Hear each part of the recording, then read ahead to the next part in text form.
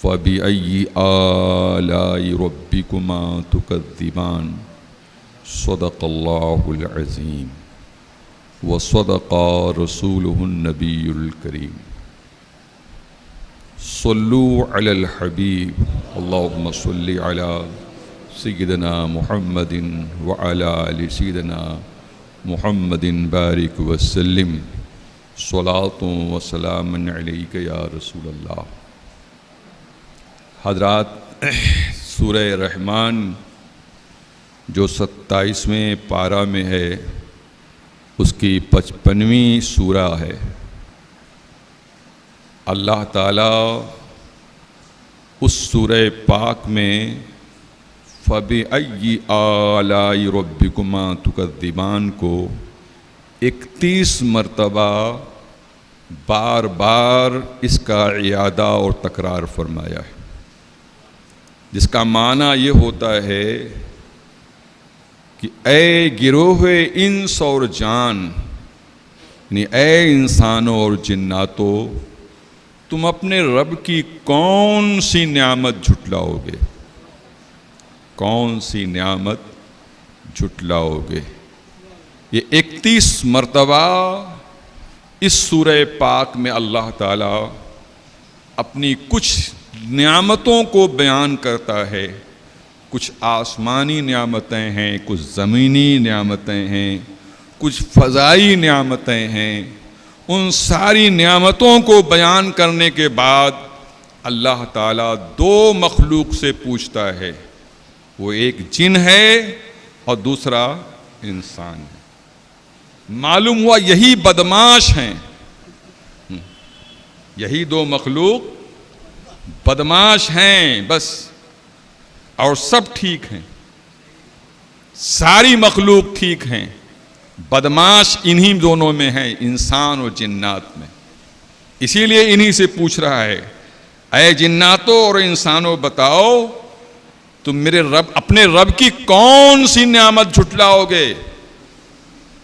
نعمتوں کا احساس اس وقت ہوتا ہے جب نعمت میسر نہیں آتی ہے، انسان تکلیف میں ہوتا ہے، تب اس نعمت کا بولو احساس ہوتا ہے۔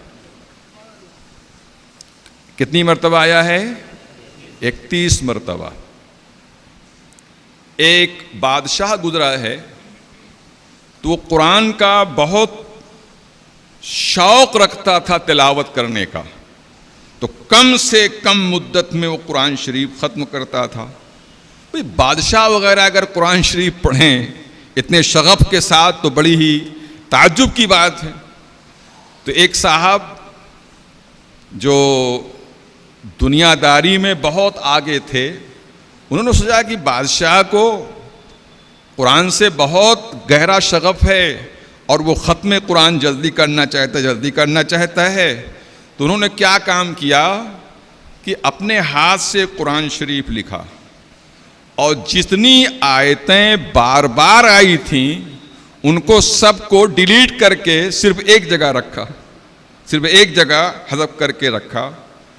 قرآن میں بہت سے ایسی آیتیں ہیں جو بار بار آتی ہیں، جیسے کہ سورہ رحمان میں یہی فبی علیہ ربکما تکذبان بار بار آتی ہے۔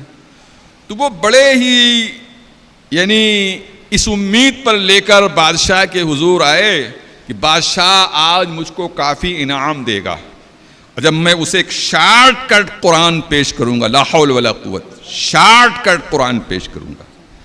تو بادشاہ کے سامنے انہوں نے پیش کیا، کہا، بادشاہ نے کہا کیا ہے یہ؟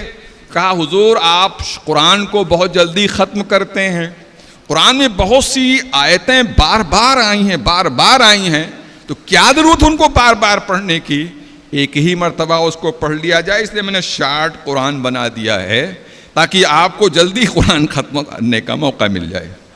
بادشاہ نے کہا جلاد کو بلا لاؤ، بادشاہ نے کہا جلاد بلا لاؤ۔ جیسا بادشاہ جلاد بلانے پر آیا، جلاد سے کہا بادشاہ نے کہ ان کے ایک ہاتھ توڑ دو، کاٹ دو، اور دوسری طرف کا پاؤں کاٹ دو، ایک کان کاٹ دو، سمجھے، اور ایک آنکھ پھوڑ دو۔ کہا ایسا کیوں کریں گے؟ کہا جب 2 پاؤں کی تمہیں ضرورت ہے، بغیر ایک پاؤں پہ تم چل نہیں سکتے ہیں، 2 ہاتھ چاہیے تمہیں، کہ دو دو رہنے کی ضرورت کیا ہے, ایک ہی کام چلاؤ. بیوقوف ہو تم کہ اپنے اندر تو جتنا ہے سب چاہتے ہو, اور قرآن میں جتنا ہے ڈیلیٹ کرنا چاہتے ہو. تمہیں شرم نہیں آتی؟ مارو اس کو, پکڑو اس کو, اور جلاد کا کاٹو اس کا, جو ہے بھگا بڑی زیر زور سے. اب اس کو عقل آ گئی. ایسے احمقوں کے لیے ایسے ہی لوگوں کی ضرورت ہوتی ہے. بہرکیف حضرات, نعمتوں کی قدر انسان کو اس وقت ہوتی ہے جب انسان ڈس بیلنس ہوتا ہے. آج آپ کو سوچئے کہ کتنا احساس ہو رہا ہے, ایک گھنا دار سایہ کی کتنی قدر ہے. آپ سوچئے, ایک درخت جو لق دق صحرا میں ہو, چٹیل میدان میں ہو, لو چل رہی ہو, اور بہترین سایہ دار درخت ہو, اس کی قدر جانتے ہیں کتنی ہوتی ہے؟ ہر انسان, ہر پنچھی, ہر جانور اسی کے سائے میں آ جاتا ہے. وار عربی زبان کو میں ایسے درخت کو شجرہ دعاللہ کہتے ہیں. ایسے درخت کو شجرہ دعاللہ کہتے ہیں. یہ وہ درخت ہے جو سب کو اس دھوپ میں, اس کڑی دھوپ میں, اس لو کے تھپیڑے میں سب کو سکون پہنچاتا ہے. اس درخت کو شجرہ دعاللہ کہتے ہیں. اللہ کتنی اہمیت اس کی معلوم ہوتی ہے. حضرات, انسان کو اللہ تعالیٰ نے فرمایا خلق الانسان ضعیفا, انسان کمزور بنایا گیا ہے. ذرا سے گرمی بڑھ گئی حالت خراب ہے, ذرا سے ٹھنڈک ہو گئی حالت خراب ہے, بارش زیادہ ہونے لگی حالت خراب ہے. انسان چاہتا ہے کہ اعتدال رہے موسم میں. مارچ کے مہینے میں جتنا آپ سکون محسوس کرتے ہو, اکتوبر کے مہینے میں جتنا آپ سکون محسوس کرتے ہو, اور دیگر مہینوں میں جتنا سکون محسوس کرتے ہو, مارچ میں اکثر لوگ جناب والا جو مریض ہوتے ہیں وہ بھی صحت یاب ہو جاتے ہیں. اس لیے کہ اللہ تعالیٰ ایک بیلنس دار سیزن عطا فرماتا ہے. اور اس کے بعد جب اپریل مئی جون آتا ہے, جب گرمی کی شدت ہوتی ہے, تب مارچ کی جناب والا ہواؤں کی اور مارچ کے موسم کی قدر اس وقت معلوم ہوتی ہے. اسی لیے اللہ تعالیٰ فرماتا ہے فَبِأَيِّ آلَاءِ رَبِّكُمَا تُكَذِّبَانِ, اے گروہ انس و جان, تم اپنے رب کی کون سی نعمت جھٹلاؤ گے. اسی لیے حکم ہے جب اپنے رب کی نعمت پایا کرو تو اللہ کا شکر ادا کیا کرو, الحمدللہ کہا کرو. مگر لاکھ تقریر کر ڈالا جائے, مگر پھر بھی ٹھنڈا پانی پی رہے ہو آ کر فریج میں پانی پی رہے ہو, ٹھنڈا پانی, مگر کھڑے ہو کے پی رہے ہو, اور مسجد میں ہے اللہ کے واسطے, اللہ کی پناہ. شرم نہیں آتی نالائقوں کو؟ ہم کو کہنا پڑتا ہے بیٹھ کے پانی پی. ٹیبلٹ لے کے چلے آئیں, کیپسول لے کر آ جائیں گے, یہیں کھولیں گے اور وہیں پنی پھینک دیں گے. نالی میں چلا جا رہا ہے, پھنس جا رہی نالی, کون صاف کرے گا نالی کو؟ کب عقل آئے گی؟ سمجھا جاتا ہے ہم تھک گئے ہیں. اللہ رحم کرے. تمہیں مسجد کا بھی احترام نہیں معلوم ہے کہ مسجد میں پانی کیسے پی جائے, جبکہ ہر جگہ پانی پینے کے لیے حکم ہے, بیٹھ کے پانی پیو, بیٹھ کے پانی پیو. یہ ٹھنڈا پانی پیتے ہو, مسجد کا پانی پیتے ہو, اس کا حساب بھی دینا پڑے گا. الحمدللہ کہا کرو. آپ تو 2 گلاس 3 گلاس 4 گلاس پی دیتے ہو. ایک چھوٹی سی چڑیا ایک قطرہ پانی پیتی ہے, جے مرتبہ پیتی ہے, اللہ کا سجدہ شکر, اللہ کا سر اٹھا کر اللہ کا شکر ادا کرتی ہے. اللہ, اتنے پانی کی تو کوئی ویلیوشن نہیں آپ کے نزدیک. جو ایک پرندے کو احساس ہوتا ہے کہ ہاں میرے رب نے مجھے ایک قطرہ پانی تو پلا دیا, سبحان اللہ. جبکہ خدا آپ سے پوچھ رہا ہے, جناتوں سے پوچھ رہا, تم اپنے رب کی کون سی نعمت جھٹلاؤ گے بتائیے. مگر ان پرندوں سے نہیں پوچھا کہ میرے پرندوں تم اپنے رب کی کون سی نعمت جھٹلاؤ گے. کیوں؟ اس لیے کہ تو شکر گزار ہیں, ناشکر ہے تو یہ انسان ہے, جنات. اللہ اکبر. حضور صلی اللہ علیہ وسلم فرماتے ہیں کہ جب یہ سورہ پاک نازل ہوئی, سورہ رحمان, تو میرے پاس جن مومنین آئے. جس طریقے سے انسانوں میں کافر ہیں, مومن ہیں, منافق ہیں, وہابی ہیں, شیعہ ہیں, رافضی ہیں, خارجی ہیں, ایسے جناتوں میں بھی سب ہیں. یہ دونوں بیلنس برابر ہے دونوں کا. اللہ ان میں بھی بڑے بدماش ہیں اللہ، اور ان میں بھی شریف بھی ہیں، مومن بھی ہیں، متقی بھی ہیں، درجہ ولایت پہ بھی فائز ہو جاتے ہیں اجنہ میں. تو اسی لیے ان دونوں سے پوچھا اللہ تعالیٰ نے فَبِأَيِّ آلَاءِ رَبِّكُمَا تُكَذِّبَانِ، اے گروہ انس و جان اپنے رب کی بولو کون سی نعمت جھٹلاؤ گے. حضور نے فرمایا کہ میرے پاس جنات مومنین آئے تو میں نے جب سورہ رحمان جنات کو جب سنایا ہے تو جنات مست ہو گئے. اللہ کیف طاری ہو گئے جناتوں پر. اور جس وقت میں فَبِأَيِّ آلَاءِ رَبِّكُمَا تُكَذِّبَانِ پر پہنچتا تھا تو وہ جنات لوگ کہتے تھے اے ہمارے رب ہم تیری کسی نعمت کو جھٹلا نہیں سکتے، ہم تیرے کسی نعمت کو جھٹلا نہیں سکتے. تو حضرات نعمتوں کی قدر کرو. حضرات وقت نہیں ہے اور آج مجھے شارٹ خطبہ بھی دینا ہے. ٹھیک انشاءاللہ 1 بجے خطبہ ہوگا اور لوگ اس کا خیال رکھیں اس لیے کہ بہت دیر سے آنے لگے ہیں لوگ. جمعہ کے دن نماز پڑھنا ہے اس میں بھی جناب والا تاخیر کر کے آ رہے ہیں. ابھی دیکھیں کتنے لوگ خطبہ ہونے لگے تب آئیں گے اور ڈسٹرب کریں گے، بات کریں گے، وضو بنائیں گے، کیا کیا کریں گے. ایک دن بھی سکون سے نہیں آ سکتے اور نماز پڑھنے کے لیے. اس لیے آج سن لیجئے جب تک اتنی شدید گرمی ہوگی ٹھیک 1 بجے خطبہ ہوگا اور آپ لوگ بھی جیسے 5 منٹ باقی رہ جائے تو آپ اشارہ کر دیجئے میں تقریر ختم کر دوں گا. اس لیے کہ لا یکلف اللہ نفسا الا وسعہا، اللہ تعالیٰ کسی نفس کو اس کی وسع سے زیادہ تکلیف نہیں دیتا ہے. ممکن ہے کوئی بیمار پڑ جائے، غشی آ جائے تو کیا ہو جائے گا، اس لیے اس کا لحاظ رکھا جائے گا. اب جیسے ہی 5 منٹ 1 بجے میں رہنے جائے تو آپ لوگ ایسے ہاتھ اٹھا دیجئے، میں سمجھ جاؤں گا خطبہ ٹائم ختم ہو گیا. درود شریف پڑھیے اللہم صلی علی سیدنا و شفیعنا و نبینا مولانا محمد بارک سلم صلاۃ و سلام علیک یا رسول اللہ. اب سورہ رحمان کا آغاز کہاں سے ہوتا ہے؟ الرحمن علم القرآن، رحمان نے اپنے پیارے حبیب کو قرآن سکھایا.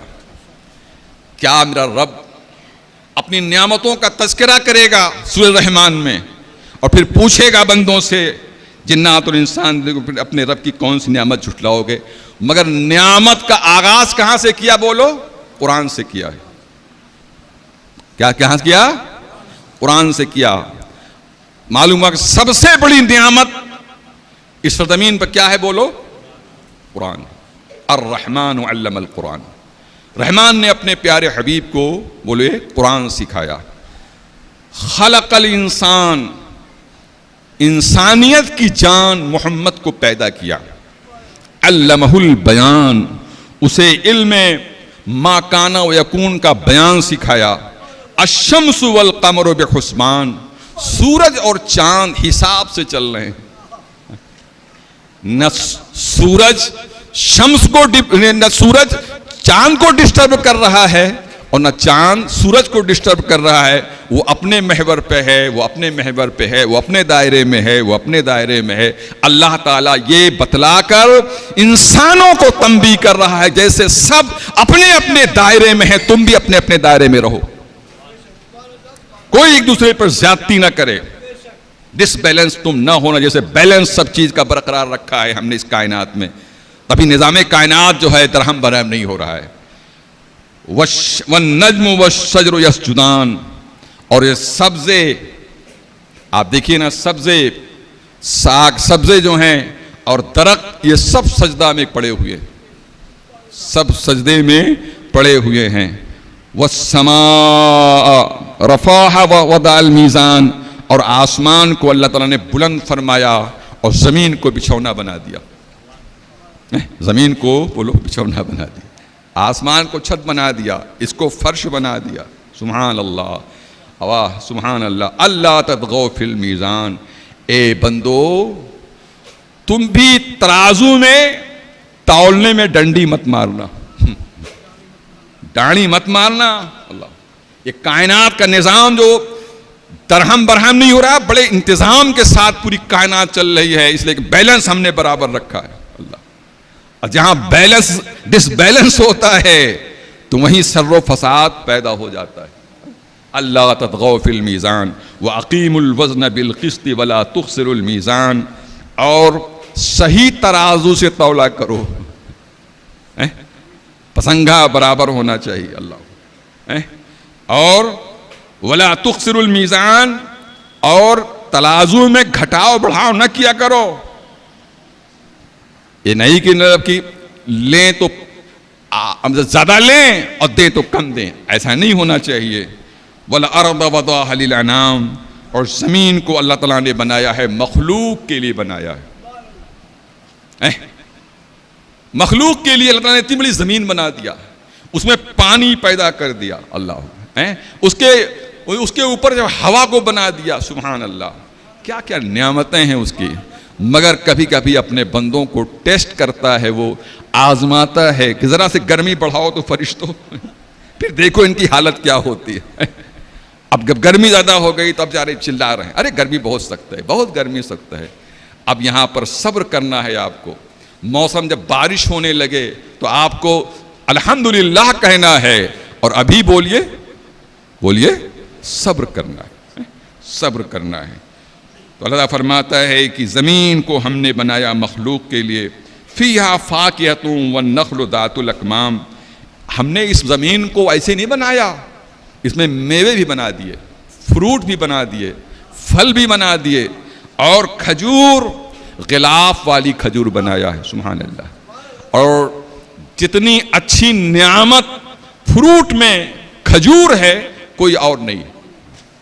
کیوں؟ اس لیے کہ اس کو اس کے محبوب نے تناول کیا ہے، سبحان اللہ، اس کے محبوب نے تناول کیا ہے. اس لیے اللہ تعالیٰ نے سب سے زیادہ اہمیت قرآن مقدس میں جس پھل کو دیا ہے وہ کھجور ہے، سبحان اللہ. بہت سے امراض کا علاج کھجور میں ہے. کئی 100 قسمیں کھجور کی، کئی 100 قسمیں. اجوا وغیرہ تو حافظ صاحب ایسے کہ ان نیند کو اگر کھلایا جائے تو رجولیت آ جائے، ایسی ایسی کھجوریں، سبحان اللہ. تو اللہ تعالیٰ فرماتا ہے کیسے میری نعمتوں کو جھٹلاؤ گے، کیا کیا نعمت ہے. وَالْحَبُّ ذُو الْعَصْفِ وَالرَّيْحَانُ، اللہ تعالیٰ فرماتا ہے کہ ہم نے اناج کو بھوسے کے ساتھ بنایا ہے. اناج ہے نا، دانا ہے تو بھوسے کے ساتھ ساتھ ہے اللہ. اور وہی بھوسا کیڑے مکوڑوں کو روکتا ہے. اگر وہ اس پر جو ہے وہ کیا کہتے ہیں نہ ہو جناب والا تو کیڑے کھا جاتے، آپ کو میسر نہ آتا ہے. کیا میرے رب کی یہ قدرت ہے، سبحان اللہ. والریحان، اور اللہ فرماتا ہے قسم قسم کے خوشبودار پھول بھی ہم نے بنائے. اللہ صرف کھانے ہی کے لیے تمہارا انتظام نہیں کیا، تمہاری ناک کا بھی انتظام کیا ہے. اور تمہارے صحت کے لیے خوشبو، جانتے کیا چیز ہے؟ خوشبو کی اہمیت نہیں سمجھتے آپ. انسان اگر بدبو میں مسلسل رہتا ہے تو عقل اس کی جو ہے زائل ہونے لگتی ہے، کمزور ہو جاتا ہے. لیکن جب خوشبو خوب سونگھتا ہے اور خوشبو میں رہتا ہے تو ذہانت بڑھ جاتی ہے. اس لیے سرکار دو عالم وسلم خوشبو کو بہت پسند کرتے تھے. سرکار کو اگر کوئی کبھی عطر پیش کرتا تھا تو سرکار رد نہیں کرتے تھے، اسے ضرور قبول کر لیا کرتے تھے. اور یہ خوشبو کس سے بنتی ہے؟ بولو، ریحان، خوشبو سے، یعنی پھول سے بنتی ہے. تو اللہ فرماتا ہے کہ اے انسانوں، تمہارے پینے کے لیے پانی ہی نہیں بنایا، پھل نہیں بنایا صرف، بلکہ ہم نے تمہارے لیے خوشبودار پھول بھی بنایا ہے. اللہ، کبھی پھول تم ڈائریکٹ سونگھ لیتے ہو اور کبھی اس کا کشید عطر تمہیں ملتا ہے اور تم اپنے کپڑے میں لگاتے ہو. سبحان اللہ. حضرات کتنی نعمتیں ہیں اللہ کی. پھر فرماتا ہے فَبِأَيِّ